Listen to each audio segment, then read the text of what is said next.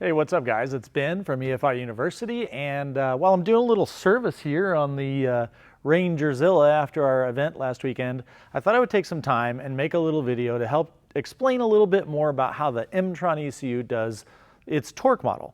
So I've been saying for a really long time why I think modeling the engine's torque and then controlling that torque is so important when it comes to performance in racing vehicles. Traditionally, like when I was doing a bunch of racing as a crew chief in NHRA, the way that most people want to manage their power and torque on the starting line is by looking at things like wheel speed and then, say, have a launch control mechanism or something that reduces, say, ignition timing.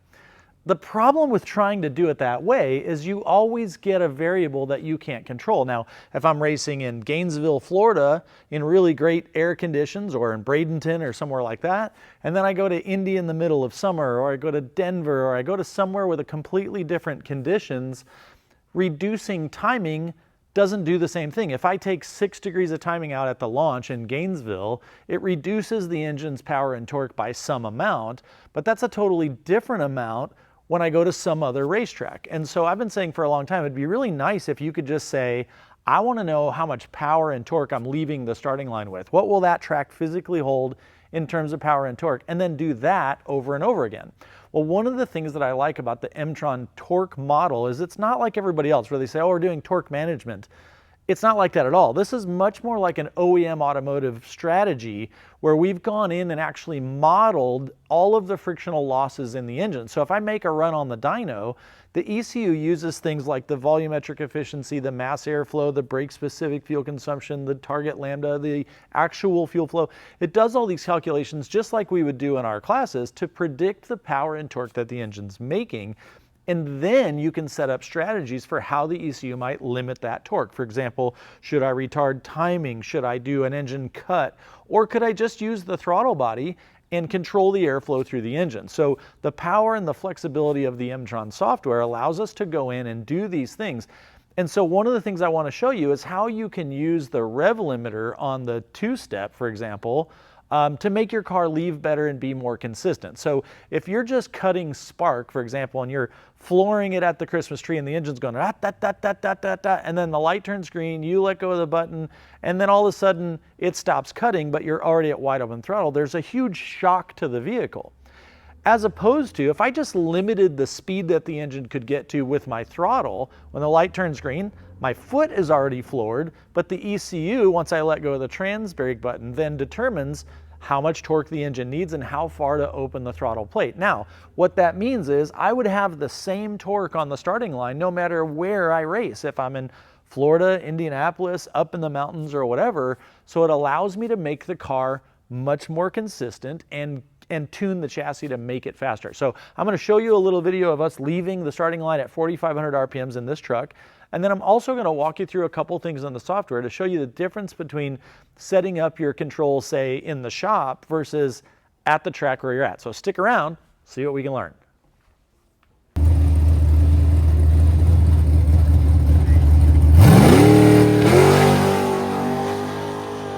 Okay, so we're going to take a look at our torque modeling setup here. So we'll look at our log. I've got two logs opened up. I have one from that actual video where we saw, so you can see it's on the two-step, let go, it goes first gear, second gear, third gear, and we're going to take a look at some of these settings for the launch and all that. And then I'm also going to show you this other log that I have open when I was actually tuning it sitting in the shop. And so we'll take a look here. You can see I had lots and lots of tests and tries at different ones, and then I'll kind of show you here at the end what that ended up looking like. So as we scroll through this and look at it, there's a number of pieces of data that I have up here, and it's important that you understand there's two ways you can log. You can log to the PC, like this one here is, or you can log to the ECU itself. If you're going to log to the ECU itself, you want to make sure that you get all the relevant channels that you need. In fact, you'll see there's some channels that are in here that are not necessarily, like I didn't get a couple of the channels logged when we were going down the track, but I'll show you how those interact. But before we do that, let's take a look at the tuning side. So to do the torque correctly, literally you just go into your menu here in the software, go to engine torque setup, and most of these default values are going to work okay. pretty good for you, like the Emtron default. You've got a retard clamp, nitrous gain, and this BSFC. So this is a brake-specific fuel consumption. It's the amount of fuel the engine consumes per horsepower per hour. In this case, it's grams per kilowatt hour. But if you scroll down here in the help file and click on that, you'll see where it even tells you. So like, 286 would be probably in the neighborhood of about 0.45 or so brake specific fuel consumption. So later on, you can adjust that if you have real values, or you could use your logger to help you figure out what your real values should be. But basically, the way the engine torque system works is it generates a value for what it thinks the ECU, or sorry, what it thinks the engine was actually making in torque total, and then compares this to the frictional loss table. So this table is probably the most important part of getting your engine and software to behave properly together, because this is saying how much torque it takes just to get to that particular engine speed before you actually produce any work. So think about like when the engine's at idle, if you had the engine on a dyno and the idle was stable at 1,000 RPM, it's generating 42.8 pound-feet of torque, but your dyno would be measuring 0 because it takes that 42.8 foot-pounds or pound-feet just to overcome the friction of the engine. And you can see that that number goes up significantly as the engine speed increases because it takes more friction to turn the engine up there. So when we look at our log, you're going to see some values for the generated or predicted value of what the engine made for torque. And then you're going to see numbers like engine torque ideal, which is going to be the difference between this frictional loss table and the torque that it's displaying. So that's going to be important here, and I'll show you that in just a few minutes. But there's a couple different ways you could tune this table. The way that most people are going to do this is you're simply going to have the engine in neutral, and you're going to rev it up and hold it as close as you can to each of these RPMs. And you're going to look at the engine torque no reduction, and I'll show you that if we go to our logger here. This engine torque no reduction foot-pounds, or in your case, it might be Newton meters or whatever. But in a normal circumstance, that number is going to be 0 if your friction is correct. When the engine's running, it's not going to be 0, but that's one way you can do it. I don't like doing it that way because it adds some variables. What I typically do is I'm fortunate. I have an engine dyno available, so I can make a run on my engine dyno, and then I can look at my logger and have it, I can plot out, engine torque and engine power, and then just look at the difference between that and what my dyno says, and then offset these frictional loss values until the value that the ECU is outputting matches my engine dyno. And then you can also do that on a chassis dyno if you want. Just know that when you do that, you're adding in the friction from the rest of the vehicle as well. Not necessarily good, bad, or otherwise. You're still going to be controlling that friction from this table. So now that we understand that, when we go to our torque, you can set an engine torque limit here in a main table and say at whatever conditions you want. And you can see here I've got after I let go of the trans brake based on time, this would be like as you're moving down the track. You can set a torque limit. This is in Newton meters here. But we could also be using a motorsport function called launch control, which is what I want to talk about. And when we do that, we have a couple of different functions here, like a entry range, how far below your target do you want to start, the torque target margin. And again, I don't want to make this like a super boring tutorial. You can simply sit here and click on each one, read the help file, and it'll help you work out what you need to do. But what I would tell you is that 90% of this stuff in your Emtron default values work really good, and they're a nice place to start from, right? So once I've got that set up and you've got your arming and disarming, spots that you want, pick which launch strategy you want to select. Now, my preference is to use a car with drive-by-wire. You can see I'm using strategy 1, and that's going to be here under the torque tuning menu and engine torque limiting strategy setup, right? So I'm going to tell it my priorities. Number 1 is throttle area. Number 2 is ignition retard. Number 3 is cut if you have to, but I don't really want to do that. So let's make that the least priority. So this throttle area one's interesting because in order to make the engine work well with a throttle body model, you would go in here to your throttle body model TMF, and you've got a table that specifies where the physical throttle position is versus how much area of the throttle itself you're physically getting. So what's going to happen when you try to do a torque request using throttle area, the ECU is going to generate a value for how much torque it's making. Then it's going to generate a value for how much torque you want to make or how much you want to limit. And it's going to go based on your priorities. You can see in mine, I had the priority as limit the airflow first, then retard the timing, and only if you can't control the torque, then are we going to cut. So what it's going to do is it's going to calculate the amount of airflow required to get close to your torque target. It will then work out how much percentage of throttle area is required to get that airflow, and then look in this table to move the throttle to the position that it takes to get that percentage of throttle area. So pretty cool how that works. But now I want to look at it in terms of what's happening when we do the launch control. So down on my launch control, I have two modes. I have the static mode and the moving mode. So the static mode in mine, the way I have it set up, is when you're on the trans brake, you're in the static mode. So what happens is you have a target RPM. We can see here that's 4,500. Now to get to 4,500 is going to take a specific amount of engine torque. So you have a torque target. Now what I did is I made this a table. I set the axis to the target launch RPM. Then I've placed a value in my table of approximately how much torque it's going to take to get to the engine speed that I want. Now that's going to be different for everybody's car, like how big your torque converter is, how viscous your fluid is, the temperature of the fluid. All these things are going to affect how much torque it takes to get. For example, to 4,500 RPM, I've put in the table here that it's going to take around 355 pound-feet of torque against the torque converter with the trans brake on and the transmission locked in first and reverse at the same time. So it's going to have to overcome all that, which is a way different number than if you have a stick shift car and you just push the clutch in and the engine's disconnected from the transmission. The amount of torque it's going to take you is going to be way smaller than that value. So the way that you're going to work that out is just like I did. You're going to sit there, choose a target, and then arm your launch control and try it out. So for example, let's go to our logger here and let's pick the file where I was actually doing two-step torque tuning. And you can see here across the bottom, if I really zoom out a ton, this took me a number of tries where I was going through and setting a target. I was pushing the throttle to the floor and seeing, how well did the engine limit. And you can see at first, like for example, if I zoom in right here, my engine speed was quite a bit above my target. And so what that means is you would want to go into your software and adjust either the torque target number you're looking for or these proportional, integral, and derivative outputs. Now, I'm going to display those in our log here as a number of foot-pounds rather than proportional, integral, derivative percentages or amounts or whatever, because I think it'll make more sense. But what we can see here is my launch target is on. My launch target is 3,500 RPM, but my engine speed is above that. I'm 3363. So you can see I have a launch error of 133 RPM.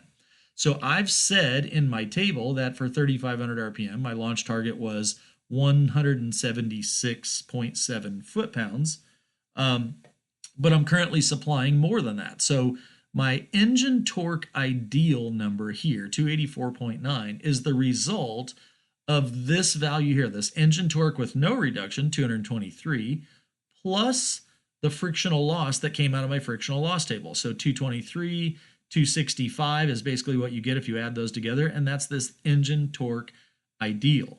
Now this engine torque in white here is the engine torque you're getting after you're trying to do your torque reduction. So we can see here that's why my engine speed is 3633, because we're currently supplying 211 pound-feet when our target was 176.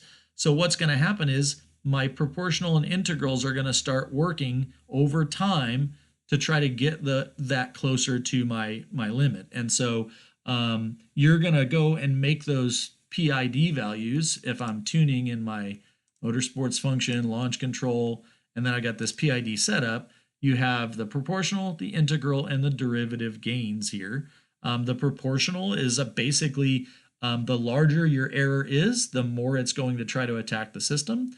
The integral is as the error exists over time, the longer the error exists, the more it's going to try to get rid of it.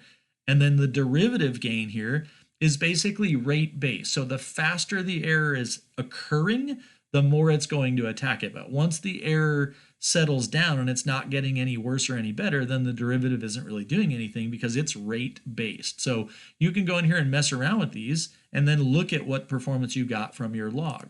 So if we go out here, I'll zoom across to the end when we had it going pretty good here, and we'll use this as an example. So here we have our RPM target is 4,500. You can see my engine speed's really close to that. So my launch torque target ended up being about 241.4. So my engine torque without any reduction, 280, let's call it 3. Then I've got about 76.7 foot-pounds of frictional loss, which gives me my ideal engine torque of 300, and let's call this 360, and I've reduced it down to 268.5. And you can see that what I'm looking for is I have a very small RPM error, and I have a very small contribution from proportional, integral, and derivative. Almost nothing, because I have -2, then I have positive 2.4, so I'm 0.4, and then my derivative is 1.3, for a total there of about 1.7 foot-pounds is all it's taking, the difference between my target and my actual there. So I was pretty happy with that. Now the thing is, I can see that my engine torque that it's taking to put me on that target is higher than my target. So realistically, what I probably needed to do is go into my target and just make that equal to this value. But I chose not to do that because I was sitting in the shop doing this, and you can see after all these runs I had made on the bottom, I knew that by now the transmission's hot, the converter fluid, everything's hotter. And I thought, when I go to the track and I get up in the morning and things are cold, those values might change, right? So let's take a look after you saw the run. It ran perfectly on our target there. Let's look at the actual data log and see what the differences are. So here is that run. So we can see here, I'm going to zoom in on the leave portion. So this is kind of interesting because you can see my launch target is about the same. My error is pretty close here, just looking at it. You can see I didn't actually log that channel, launch error RPM. But that's okay. I can do math and I can see it's about 57 RPMs different here. Notice my launch target is pretty close to the same. It's 300. Oops, I clicked on the wrong spot there. It's 290, 300, somewhere in there. It's pretty close to the same. But I also didn't log my frictional loss channel. Darn it. Well, I want you to see the difference here. At the track, this says my engine torque ideal is about 60 pounds or so, maybe a little more higher than it was when I was in the shop. So here I'm 427.2. We were about 360 the other day, and this is exactly what I was talking about in the video. Now I'm in a completely different environment at a racetrack with different conditions of temperature, humidity, barometric pressure. So obviously then the engine is going to produce a different amount of torque than it made on a day in a different location. So what's interesting here is if we take our 427.2 and subtract out this 350.5 here of the no reduction. So let's see, 350.5. What I get is 76.6 is what the value for this frictional loss would be, which is almost identical to the frictional loss we had the other day. So I know I'm doing pretty good there, but you'll see that my engine torque has been reduced a lot more because now instead of going from 360 that I had the other day down to that 300 or 310 or 20, now I have to get almost 100 foot-pounds of torque out of this thing. So you'll notice that now I'm about 35 foot-pounds instead of 1.4. I've got 44.3, which was the integral winding up over time to get rid of that error. I've got another 2.1 here, so I got 45, 46.4 minus this 10.3. I'm about, let's say, 35 or 36 foot-pounds is all that difference was in the output from the proportional there. So the cool thing is I was able to do it both at the shop and at the track at totally different places. And because my frictional loss table was done properly and my PID controls are set up pretty closely, I could whack the throttle no matter how much torque the engine was actually going to make in those conditions. It got me back to the same number so that I could launch at the same engine speed and same torque applied to the ground. So the car actually launched really well. It went 127 to the 60 foot here, which we were extremely proud of and really happy for the first time out with the truck. This was actually only about the 5th or 6th pass ever on the vehicle, and the Emtron was so easy to get it right once we had done the work in the shop. So hopefully that's a little more helpful and gets you to understand a little more on how to manage your torque using the Emtron model, which I think is a really superior way of doing things instead of just cutting spark and cutting fuel and letting the engine flop around wherever it might go. All right, so hope you enjoyed that, and we'll see you again in another video soon.